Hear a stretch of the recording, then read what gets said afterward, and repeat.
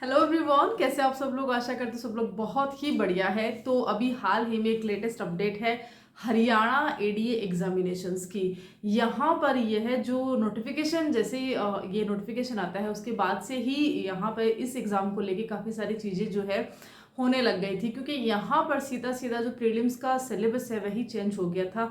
यहाँ पे जो लो का पोर्शन होता है बिल्कुल भी नहीं था। यहाँ पे यूपीएससी के तर्ज के हिसाब से यहाँ पे एग्जामिनेशंस जो है, प्री एग्जामिनेशंस यहाँ पे बताया गया है।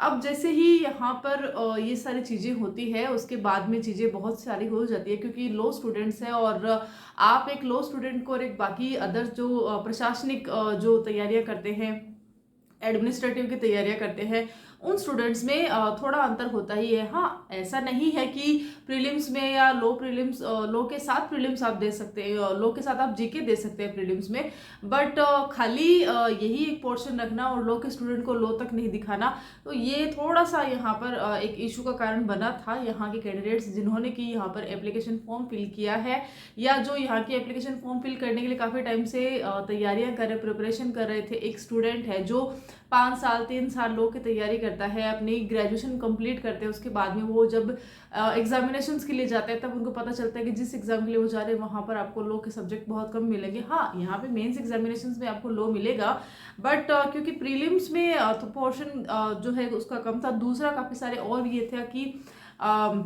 यहाँ पर मेंस एग्जामिनेशंस के लिए भी शॉर्ट लिस्टेड का एक पैटर्न बताया गया है, वहाँ पर भी 4 टाइम शॉर्ट लिस्टेड ही रहेंगे। तो स्टूडेंट्स ने काफ़ी चीज़ें देखते हुए यहाँ पे रेट फाइल करी थी। इसके रिगार्डिंग ऑलरेडी जो है वीडियो बनाया हुआ है कि यहाँ पर एडीए में जो हरियाणा एडीए है इसमें जो है रिक्रूटमेंट जो भी आया है, ये नोटिफिकेशन वह कितने पोस्ट पर है, क्या यहाँ पर जो है नया सिलेबस आया है, बहुत सारी चीज़ें हैं। अब यहाँ पर 8 अक्टूबर को एक लास्ट हियरिंग हुई थी, उसके बाद में आज 13 अक्टूबर को यहाँ पर हियरिंग होती है। अब आज की बात कर लेते हैं, उसके बाद में हम बताएंगे कि 8 अक्टूबर को क्या हुआ था और 13 अक्टूबर को क्या हुआ है। यहाँ पे हाईकोर्ट का क्या रुख है और जो कंडक्टिंग बॉडी है एडीए की, जो हरियाणा पब्लिक सर्विस कमीशन है, उनका क्या दलील है, उनकी क्या ग्राउंड्स है, उनके काउंसिल ने क्या यहाँ पे बताया है, वो सारी चीज़ें बताएंगे। करीब 8-10 पॉइंट यहाँ पर मैं आपके साथ में शेयर करने वाली हूँ, तो आपको वीडियो को बिल्कुल स्किप नहीं करना है। सारी चीज़ें यहाँ पर जो है मैं यहाँ पे शेयर करूँगी। 13 अक्टूबर को जो आज का जो रहा है उसमें फाइनल ऑर्डर ऐसा कुछ नहीं आया है। यहाँ पे जो चीज़ें हैं वह अभी रिजर्व रखी गई है। लास्ट में यहाँ पर जो पिटिशनर साइड है उनको बोला गया है कि भाई आप जो है रिटर्न और यहाँ पे फाइल कीजिए। दूसरा यहाँ पे एचपीएससी है, उनको भी डायरेक्शन यहाँ पे दिए गए हैं कि भाई उनको नेक्स्ट डेट यहाँ पे दी गई है। बाकी जो कुछ भी है करना है वो सारा कुछ जो अभी हाई कोर्ट को करना है। दूसरा हम ये भी देख सकते हैं कि यहाँ पर जब सामने गवर्नमेंट रहती है जो कंडक्टिंग बॉडी है, तो वहाँ पर थोड़ा सा ये भी रह सकता है कि बच्चों का सवाल है कि अभी क्या ये एग्ज़ाम पोस्टपोन हो, क्योंकि एग्ज़ाम आने वाला है, अक्टूबर ऑलमोस्ट रनिंग पर है, तो ये एग्ज़ाम आने वाले हैं, तो क्या ये एग्ज़ाम पोस्टपोन हो सकता है या तो डिले हो सकता है, बहुत सारी चीज़ें हैं। तो जितने भी जो स्टूडेंट्स के सवाल है, कैंडिडेट के सवाल है, उन्हीं सवालों का जवाब देते हुए यहाँ पे ऑलरेडी एचपीएससी ने आज की डेट में जो ग्राउंड्स अपने बनाए हैं उनको देखते हुए लगता नहीं है कि वो आगे इस एग्ज़ाम को किसी भी तरीके से, अगर कोर्ट का रुख नहीं होता है तो किसी भी तरह से यहाँ पर वो एग्ज़ाम को डिले करने के मूड में है या तो पोस्टपोन करने के मूड में है। सेकेंड, जो अभी इसका एग्जामिनेशन डेट है वही जो है रहने वाली है। 8 अक्टूबर को क्या होता है, तो यहाँ पर मेरे सामने है, तो यहाँ पर जो इंस्ट्रक्शंस के रिगार्डिंग मेनली हम सिर्फ बेसिक्स पे ही यहाँ पे बात करेंगे। ऑल्दो जब हम देखते हैं तो काफ़ी सारा 8 अक्टूबर का, इवन आज का ऑर्डर मेरे सामने नहीं है क्योंकि आज का कुछ मेरे सामने नहीं है, बट हाँ पुराना चीज़ है जो उसके आधार पर मैं बता रही हूँ, ठीक है। और हाँ, इसकी जो अभी नेक्स्ट डेट है 13 के बाद में जो है वह डे आफ्टर टुमारो ही है, वेडनेसडे ही है। तो वेडनेसडे को ऑलमोस्ट हमें मोस्ट प्रोबेबली हमें पता चल जाएगा कि यहाँ पर जो हाई कोर्ट्स क्या चाहते हैं, क्या उन्होंने जो एचपीएससी की जो दलीलें हैं, ग्राउंड्स हैं, उनको यहाँ पे एक्सेप्ट किया है या तो फिर उन्होंने कैंडिडेट्स को माना है। क्योंकि उनकी जो ग्राउंड्स है उनको देखते हुए भी ऐसा है, क्योंकि हाई कोर्ट जो रहती है ना वो सिर्फ फैक्ट पे काम करती है, वो इमोशंस पे नहीं जा सकती है। और यस, ऐसा भी नहीं है कि ये मात्र इमोशंस का एक सब्जेक्ट है, बट क्योंकि यहाँ पर हाई कोर्ट्स को डिसीजन लेना पड़ता है और फैक्ट्स के आधार पर ही रहता है। जिस चीज़ को हम चैलेंज करते हैं वह चैलेंज जो है एक्चुअली में हो रहा है या नहीं हो रहा है, हाई कोर्ट सिर्फ वही देखती है, अपने अपने हिसाब से नहीं देखती। अगर हमारे ग्राउंड्स में चैलेंज में अगर चीज़ें हैं तब वहाँ तक ही वह देखेगी। ठीक है, तो यहाँ पे इंस्ट्रक्शंस हुए थे 8 अक्टूबर को, कि यहाँ पे बताया गया था कि जो पिटिशनर साइड्स है उन्होंने जो है केस डिस्क्रिप्शन बॉक्स में डाल दूंगी कि यहाँ पर जो कैंडिडेट्स है वो 4 टाइम्स आप बुला रहे हो, तो आप इसके बजाय 10 टाइम्स आप बुला लीजिए। तो जो मेंस के लिए, जो यहाँ पर मेंस के लिए भी यहाँ पर अलग अलग जो है वो रहेगा। उसके बाद में इंटरव्यू भी रहता है, तो अगर आप 4 टाइम्स को बुलाते हैं तो फिर आप सोचिए इंटरव्यू में कितने ही जाएंगे। तो आप यहाँ पे प्रिपरेशन कर रहे हैं तो एटलीस्ट अगर आपको और कुछ नहीं चेंज करना है यहाँ पे, तो एटलीस्ट आप ये कीजिए 10 टाइम्स स्टूडेंट को यहाँ बुला लीजिए और फिर उसके बाद में चलो ठीक है। ठीक है, बाकी ठीक है, यहाँ पर 8 अक्टूबर को ऐसा इतना ही मेन तो देखो यही है। बाकी ग्राउंड्स है काफ़ी सारे, तो उसमें हम नहीं जाएंगे क्योंकि ग्राउंड्स के आधार पे बता के रखा है। तो वो तो आप जब मैं आपको यहाँ पे डिस्क्रिप्शन बॉक्स में केस दे दूंगी, केस का टाइटल दे दूंगी, तो आप उस टाइटल को सर्च करना, उसमें सारा डिटेल में आ जाएगा। काफ़ी लंबा एक केस है, तो यहाँ पे थोड़ा सा वीडियो लंबा हो जाएगा। तो मेनली इसमें मोटा मोटी जो हाईलाइटेड चीज़ वो 10x कैंडिडेट के बारे में ही है कि भाई आप जो है 10x कैंडिडेट यहाँ पे मेंस के लिए जो है बताइएगा। सॉरी, 13 अक्टूबर को आज की डेट में क्या होता है, तो देखिए आज की डेट में क्या रहता है कि पिछली बार जब हुआ था तो उन्होंने जब जो भी डिमांड्स पिटिशनर ने करी थी तो उनको मानते हुए यहाँ पर हाई कोर्ट ने डायरेक्शन दिए थे एचपीएससी की काउंसिल को कि भाई आप जो है अब ये जो इन्होंने मांग करी है उसका आपको रिप्लाई लेके आना है। आप जो है यहाँ पे एफिडेविट जो है फाइल कीजिए।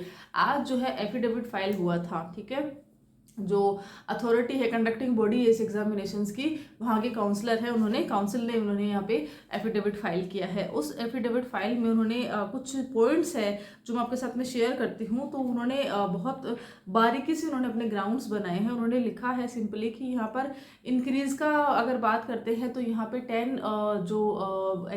10x जो कैंडिडेट है वह नहीं हो सकते हैं, क्योंकि यहाँ पे रिक्रूटमेंट में भी और नोटिफिकेशन में भी एक पर्टिकुलर जो पोस्ट है, कैंडिडेट की जो संख्याएं हैं, जो सीट है, उसके आधार पर ये रिक्रूटमेंट ऑलरेडी आ चुका है, अब काफ़ी टाइम हो चुका है। अब अगर हम इसमें कोई भी फेरबदल करते हैं तो हमारे आगे आने वाले जितने भी एग्जामिनेशन है उसमें फ़र्क पड़ेगा। तो हम बीच में तो इसको फिर कंडक्ट करवा नहीं सकते, और अगर हम यहाँ पे कोई बदलाव करते हैं तो जो चीज़ें हैं वो आगे बहुत डिले में चली जाएगी। मीन्स कि जो अभी हो रहा है उसको होने दीजिए। अगर यहाँ पे चेंजेस आता है तो क्योंकि अभी कैलेंडर को तो छेड़ नहीं सकते, जो सारी चीज़ें शेड्यूल्ड है कुछ एग्जामिनेशंस वहाँ पे तो बीच में ये आ नहीं सकता, क्योंकि प्रोसेस पूरा होता है और पूरा प्रोसेस होने के लिए आपको एक लंबा समय जो है वापस देना पड़ेगा। तो कहीं ना कहीं स्टूडेंट्स के हित के लिए ये चीज़ नहीं है। दूसरा उन्होंने बोला है कि एडवर्टाइजमेंट जो होता है किसी भी एग्जामिनेशंस में, जब भी हम कोई चीज़ चैलेंज करते हैं तो वहाँ पे उसका एडवर्टाइजमेंट जो है उसको भी देखा जाता है। तो एडवर्टाइजमेंट में क्या है, हाई कोर्ट्स अगर आपने देखा होगा तो हाई कोर्ट सबसे पहले एडवर्टाइजमेंट देखती है। उसमें अगर आप पिटिशनर हो और आपने कुछ ग्राउंड्स लगाए हैं, वह ग्राउंड्स जो एडवर्टाइजमेंट में आपके आ रहे हैं या नहीं आ रहे हैं, अगर आपके क्लैश कर रहे हैं एडवर्टाइजमेंट के हिसाब से, तो वहाँ पर आपके ग्राउंड्स को वैलिड नहीं बताया जाएगा। तो यहाँ पे एडवर्टाइजमेंट के का भी उन्होंने बताया है कि भाई एडवर्टाइजमेंट में ऑलरेडी हमने बता दिया है कि भाई एचपीएससी ही लास्ट फाइनल डिसीजन लेगा। जो भी यहाँ पे इश्यूज आता है, कैंडिडेट को इतना राइट नहीं है, यहाँ पे जितना भी पावर है वह कंसर्न अथॉरिटी को ही रहने वाला है। तो यहाँ पर ये जो सारी चीज़ें हैं यह भी एडवर्टाइजमेंट में आ गई थी। अब जो है इस पर आप जो है क्लेम नहीं कर सकते हो, ये चीज़ यहाँ पे उन्होंने बोल दी है। ठीक है, दूसरा प्रोसीडिंग्स का, जैसे कि मैंने बताया था कि प्रोसीडिंग्स उन्होंने बताया कि भाई जब 8 अगस्त को डेट अनाउंस करी थी उस टाइम ही बता दिया गया था, तो सारा कुछ उस टाइम हो गया था। और अब जो है इसमें फाइलिंग वगैरह हो रही है और अब जो एग्जामिनेशन से बहुत पास में है तो ये हो रहा है। अब यहाँ पर बहुत सारी चीज़ें हुई है आज के डेट में, और हाईकोर्ट का भी एक रुख जो है और कहीं ना कहीं कैंडिडेट की तरफ रहता ही है। वह सवाल पूछती है, काफ़ी सारे सवाल पूछती है, लेकिन हम ये नहीं बोल सकते कि रुख रहने से जो है डिसीजन चेंज हो सकता है।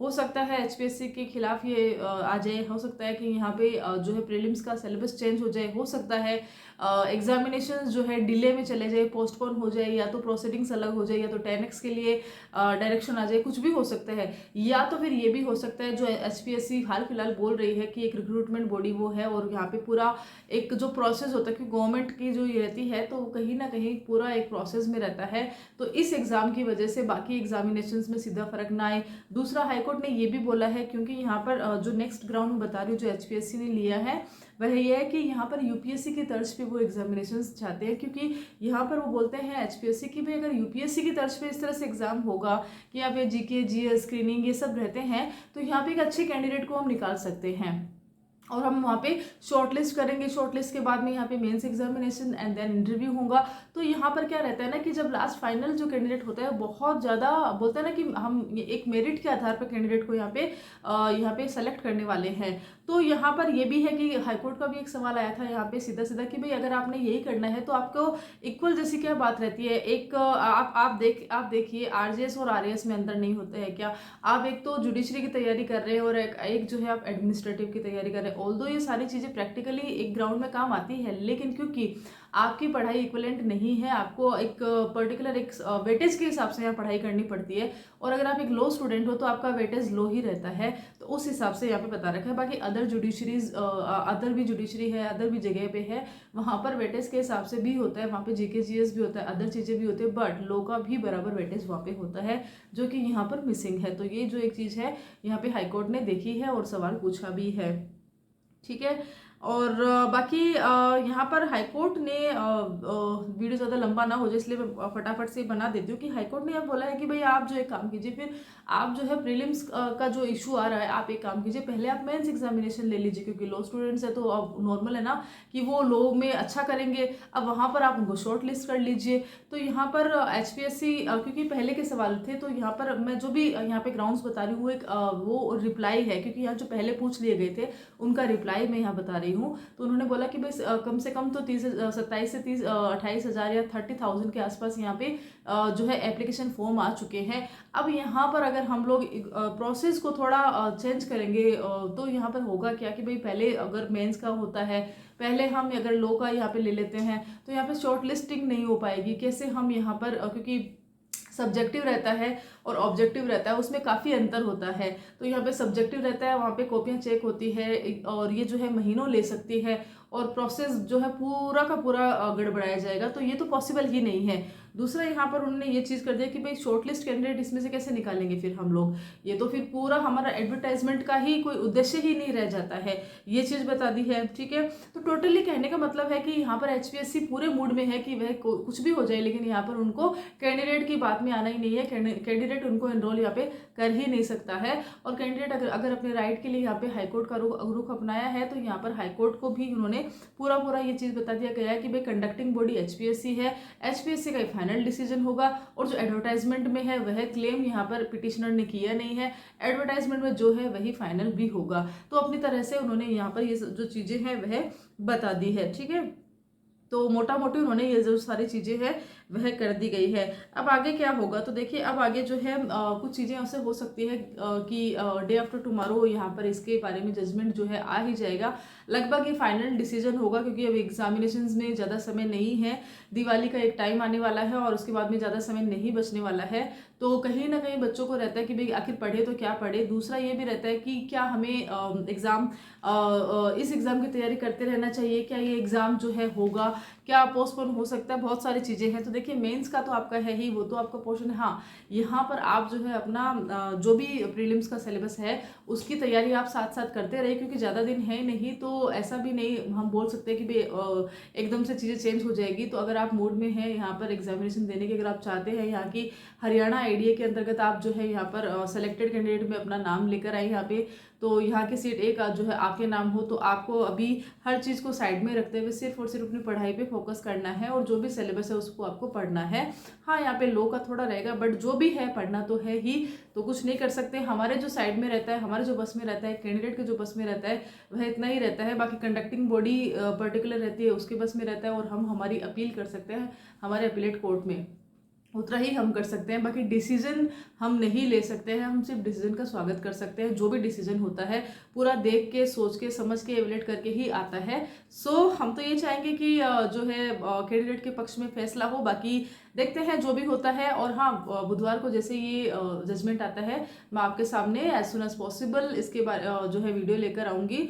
और अगर वीडियो में थोड़ा डिले हो जाता है, थोड़ा लेट हो जाता है, ज़्यादा लेट नहीं होता है, अगर थोड़ा सा भी लेट हो जाता है तो मैं कम्युनिटी पोस्ट में शेयर कर दूंगी कि भाई जजमेंट क्या हुआ है। So all the very best candidates.